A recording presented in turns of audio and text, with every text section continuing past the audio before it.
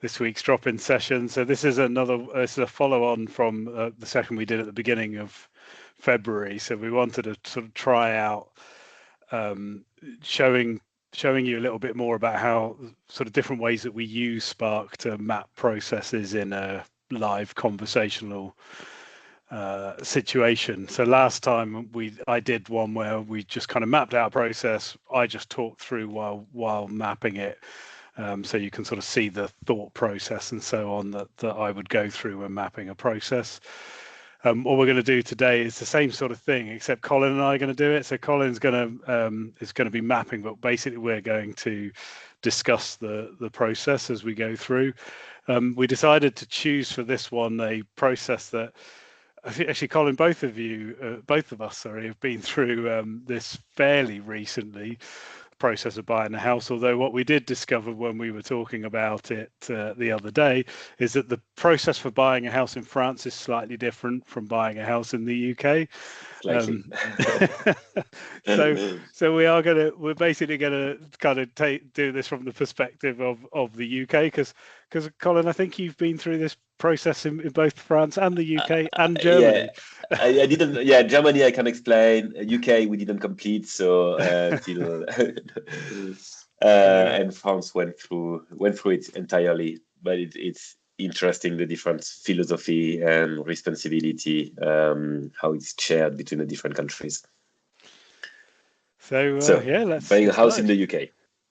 Yeah. Let's get started. So what will follow is the 5 steps to the perfect process, where the first most critical step I always say is the defining the scope of the process. So what's the starting point and where does my process ends? So let's agree together.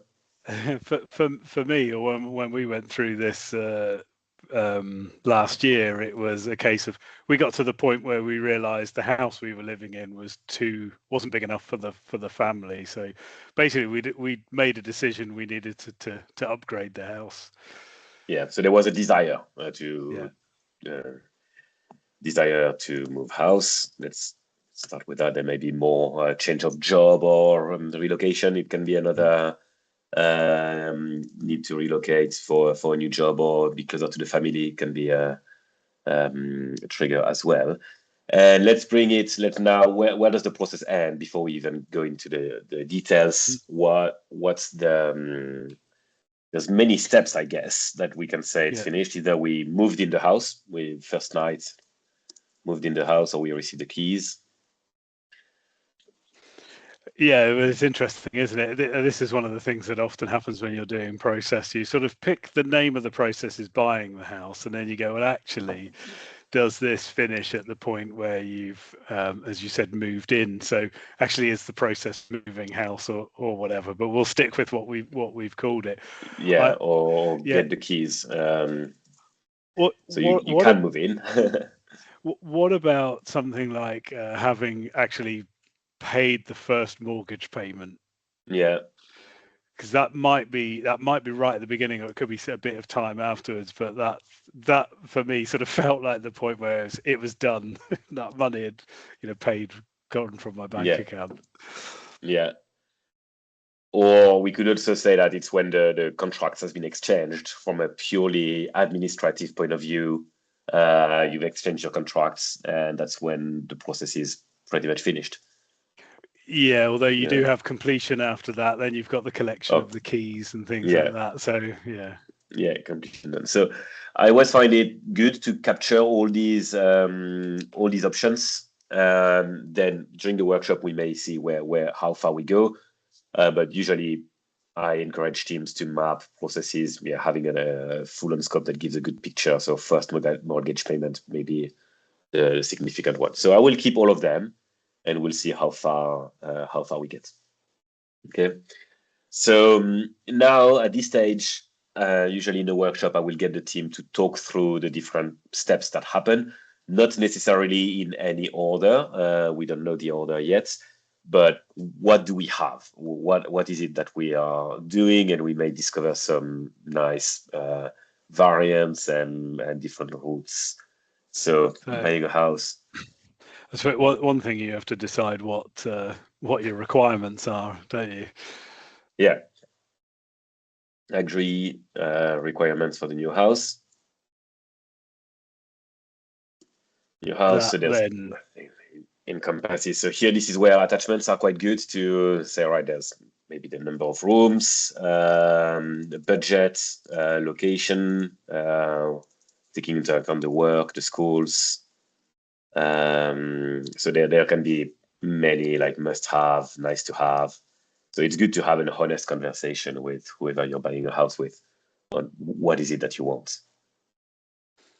And then I suppose once you've got that, you can then go and start looking at what's on the market. Yeah. So look. So I guess either with agencies or doing it yourself. And in the UK, is most people, I guess, start with Rightmove and Zoopla, don't they? Yeah. But you can also call companies, Yeah. real estate agencies to say what you're looking for. Sometimes they have things. Yeah. Visit them once you sort of identified some. Yeah, visit houses once you have a short list. Then there's make an offer. But I think making an offer sometimes may depend on whether you're selling your own house as well. So there's probably something to look at. That's a good point. If you've got a property already, you would. Yeah. Interesting. So one of the experiences we had was that when we were going to look at houses, not all estate agents, but I would say a majority of them in our area, they wanted to know that either you had a sort of mortgage agreed in principle, or your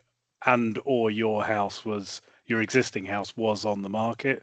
So we had some situations where even more extreme, where we hadn't had an offer on our house and they wouldn't let us visit the houses that they had listed until we'd had an offer. But most of them did expect that we had a house on the market. So yeah, you would have to basically list your house first. Yeah, so place current house on the market. So here, that's a situation that comes back all the time. It may not apply to you, so you may be tempted to say if applicable either before or after the text. What I often say to people is everything is if applicable in the grand scheme of things. So usually I'm just assuming. I tell people make the assumptions that everything is you're a human, you know which activity you should do or not. So instead of writing if applicable absolutely everywhere, I'm just making an assumption that you will know as a human being following this process, you will know if it's relevant to you or not. So we actually mark those steps situational. We use one of the icons and we say that's a situational step. Oh, interesting. Because yeah. I was going to say the opposite of that is that actually you might have quite a few steps in the process, which, as you said, are situational or optional, but you'll have some steps in there which are mandatory. You can't avoid them. So you highlight both.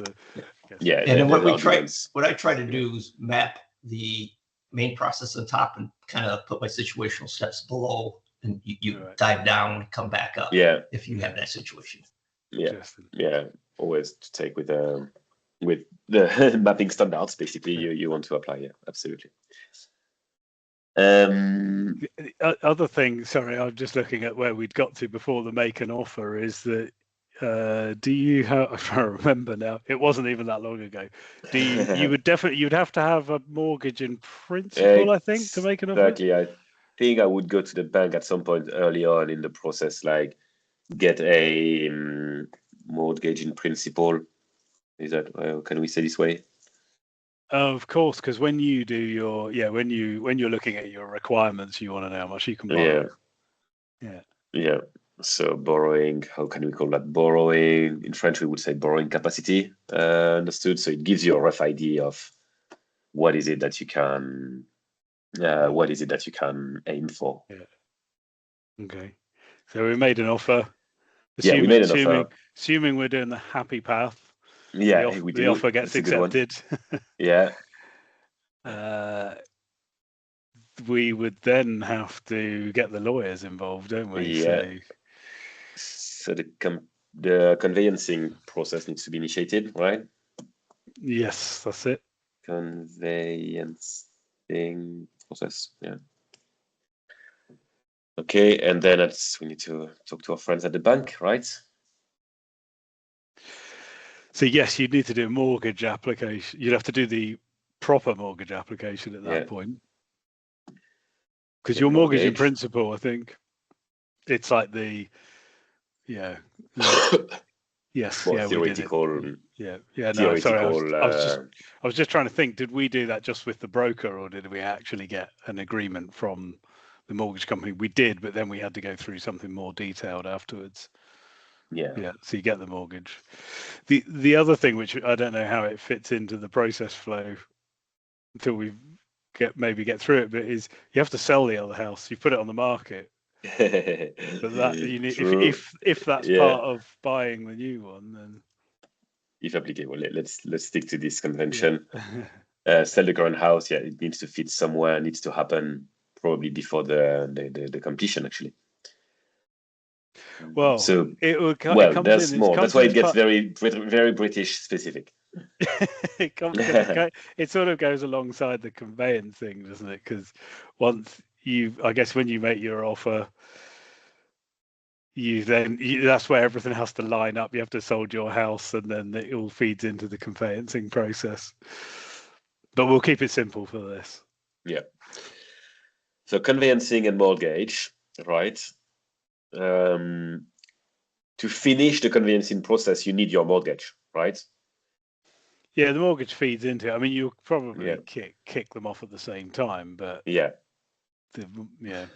so there's a relationship between the mortgage and the conveyancing. The conveyancing must finish on your completion, right? That's your completion output. Yeah, that's the completion done, basically. Yeah. All right. What happens after the completion?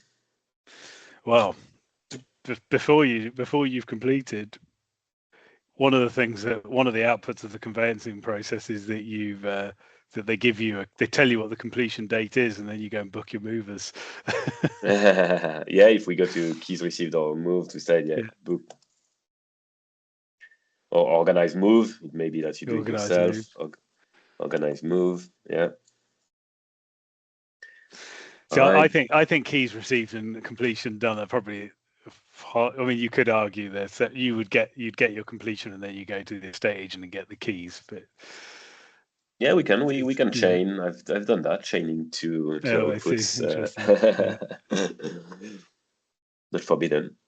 So organize the move. Yeah. And then move in. Yeah, we do the actual move.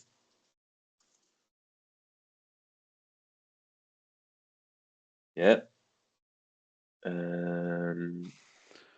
And I think the mortgage payment thing just happens. You will have organised it as part of the mortgage, getting the mortgage, and then the date just happens. In my case, it was a month after I moved in. Yeah. And that was it. All right. Wasn't there something about exchanging contracts? I can't remember. Well, that's part of the conveyancing process. That's part of the conveyancing. Yeah. Okay. All right. So good. Let's now. So we've done the first part. We captured mostly the activities, which was the ambition here. Now we'll do a second part where we'll capture outcomes. So why are we doing each of these steps? That's usually having us also clarifying, making the process a bit more precise, but also having a sanity check if everything fits together. And at this stage, we may also wire all the boxes together. And so we started here. Agree requirements for the house. So we have a short list of criteria as an outcome, right? List of criteria that allows us to search, and then we start looking what's on the market. Yeah. And here we have the outcome of that. We have like a short list. But you're going to have a short list, of things you want to look at. To look at, yeah.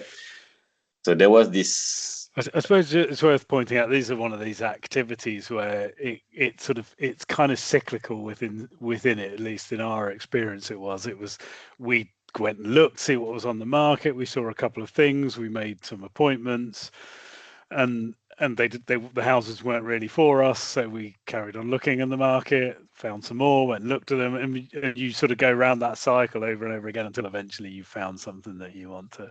Yeah. But whether I probably wouldn't represent that at this level, I might do No, at a exactly. lower level. I know sometimes it's tempting to have like feedback loops that are going back, but again, the same way, are we writing if it's applicable or not? It's just sort of assume that the process may fail at any point, and that we may want to go back to somewhere else. In this case, because it's a kind of not a business related process as such, then what happens is you go round that circle as many times as you want to until you either get bored and can't find what you're looking for, or you do find something. But often in a business or organizational context where you do have feedback loops, sometimes you've got restrictions or limits on how many times can you go around that. So it is sometimes useful to put an output between them and then specify how many times that might happen.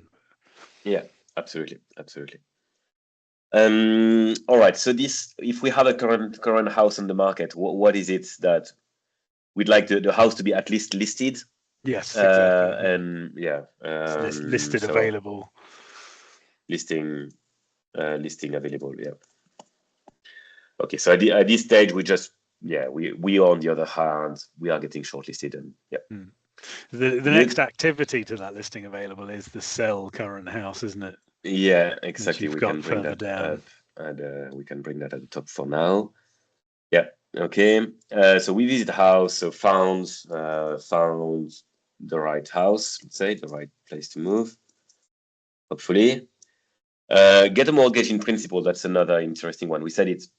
I would start. I mean, we have started this step basically in parallel to. I think all those three boxes are all sort of in parallel there, aren't they? Yeah. So having these three things, borrowing capacity understood, and it really helps. That's basically feeding the list of criteria to me. Exactly. Yeah. So now we make an offer. We think it's the right place. We make an offer and the offer is accepted. Let's map for the right thing. Then we get a mortgage. Well, I think this offer accepted then also feeds into initiate conveyancing. Yeah, initiate conveyancing. Yeah, there's a bit we can draw. So yeah, this is where I'd probably change the language, because the activity is called initiate conveyancing, but actually the way I've been talking about it, or the way we've been talking about it, is that it's the conveyancing process. So it's more like conduct conveyancing process. Yeah, exactly. Conduct conveyancing process. You could split it out into multiple steps, but you'd probably want to do that down at the next level. Yeah. So what I'm representing here as well, we said that, you start them in parallel, but there's a dependency. So having the box like that to me shows a bit of a timeline. There's a bit of a dependency. You can start it as soon as you want, but you also understand there's a requirement. So trying to make it a bit visual. So yeah, okay. Then we have the completion done. We receive the keys. So I think there's another output coming out of the conductive conveyancing process, which is completion date agreed. Yeah, completion. Now this one might be a bit controversial because you've got sort of different outputs that finish at different times. Again, if you would drill down into that, you'd be able to clearly show where each of those come out. But basically, when the completion date has been agreed, that's when you organize the move, and then when the completion date has arrived is when you then can move into the new house, or when you've got the keys received. Yeah, so we could almost separate that, say even maybe everything in one single day, but why not for the sake of the exercise? So completion date agreed, we organize a move, and then we have sort of extra inputs basically, right? An extra input. Yeah, I see. You do it as a sort of separate little flow there. Yeah. Almost a separate flow. Yeah. We could link that into that. Move into the house, and then That's the what do you put at the top? We removed it.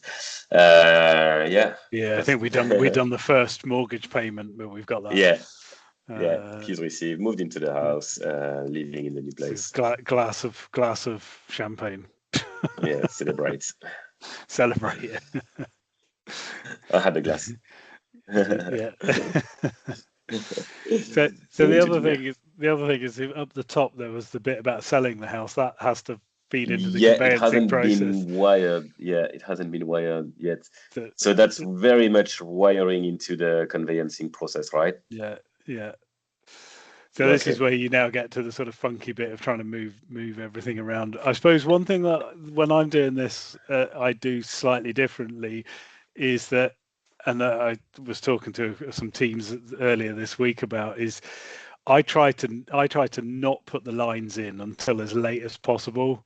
And this is a good reason why that happens. So I tend to try and do the activities, the outputs, and the roles before I join the lines up. Before you join everything. Good one. Because it just gives everyone a chance to iterate through the process several times. Because when you do it with the activities, that gives you that sort of framework that everyone can then really talk about in more detail, the process. You've got something on the page already. But each time you're kind of talking through the process, people always remember stuff that was missing or they hadn't thought of. Like, well, we did it a couple of times in this example. You keep thinking about new stuffs. True, but I'm not bad at reshuffling process around. So, I will essentially, we could link it into this one, make an offer, because typically you would make an offer on a house if your house has been, at least you had an offer. So I would suggest to map it this way. I don't know what you think. Yeah, I mean, you could do that. I mean, you could work a way of getting it round to the other side as well. But it's one of the things when you're in a workshop, it's like you don't want to spend too long doing that sort of stuff.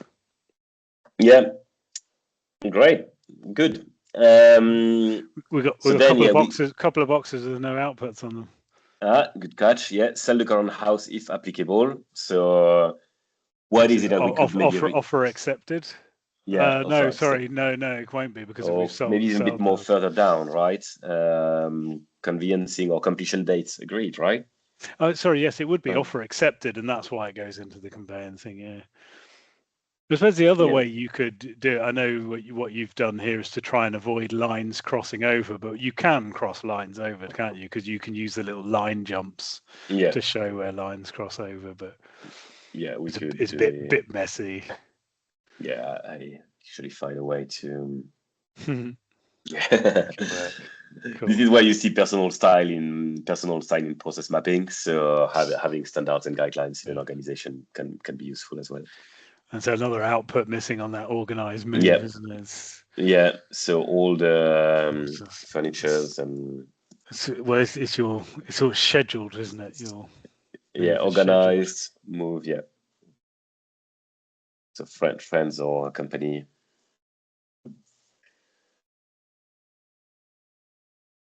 Yeah. Cool. That's quite nice. We could go and do all the roles, but I'm not sure I'd put in them. But there's probably very repetitive in this kind of non-work process. But what I think is important, and you see here that we map all the activities and the output before even thinking about the roles, because I find that if you start embedding the roles too early, it gets a real distraction, especially if you're mapping a 2B process. It can get very bad if you start speaking about what needs to happen, but also who does it or who will do it or who will stop doing it. So try to separate the conversation. At this stage, I think we can tidy up everything. One of the things I found, I mean, you know what it's like when you're doing it with people and you sort of have a feel for the level of clarity people have in their own heads around the process. So while you're mapping it with them, sometimes it's very clear whether that you know who's doing a particular step or not. But one of the things that I have found in the past is if you do put roles on too early in the mapping, people will often think about the order that things happen in terms of the order that they give stuff to other people in the team. Yeah, true. And so if you put the roles on, then like there becomes this big, really complicated conversation about, well, it's not quite in the right order, and then nobody can work out what the right order it is because they've been thinking more about who was doing it at the time rather than. So if you can sort of remove the roles completely and don't try not to think about it and think about what is the work that we actually do to deliver this thing, and then go back, you have a different type of discussion about the roles. I often find that's where you then start to have those discussions about where someone wants to use the team name. And then you say, well, can't we define a specific role? And they went, well, anyone in the team can do it. I was like, okay, so then you can have a really good conversation about, okay, well, if anyone can do it, then, what are the roles in the team, and are there levels of kind of seniority in there, and therefore, what's the junior role in that example? So it creates a different type of discussion. Yeah,